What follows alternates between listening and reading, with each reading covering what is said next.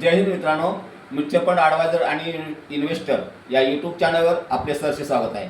मित्रांनो, पाठीमागील व्हिडिओमध्ये आपण इन्व्हेस्टमेंट 600 रुपये आणि गुंतवणूक 10 वर्षाची बघितली होती. तर आज आपण इन्व्हेस्टमेंट 600 रुपये आणि गुंतवणूक 15 वर्षाची बघणार आहे आणि दोनातील फरक बघणार आहे.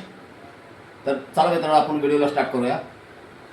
तर बघा इथं मित्रांनो, इन्व्हेस्टमेंट 15 वर्षाची आहे इथं आणि दर महिन्याला 600 रुपये आहे.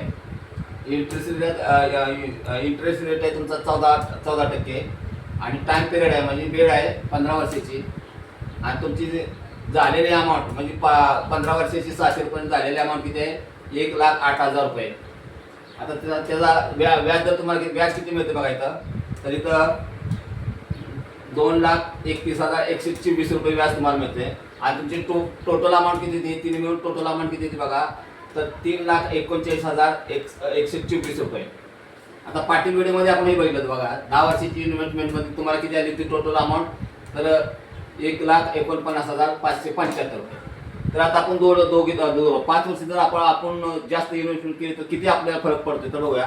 तर आता ही 15 वर्षाची गुंतवणूक 3,49,124 रुपये आणि त्यात हे मायनस आपण केलं 1,49,575.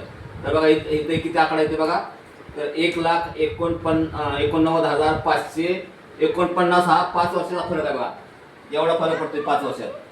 तर मित्रांनो, माझा व्हिडिओ जर तुम्हाला आवडला असेल तर मित्रांनो, व्हिडिओला लाईक करा, शेअर करा, सबस्क्राईब करा आणि जय हिंद, जय महाराष्ट्र.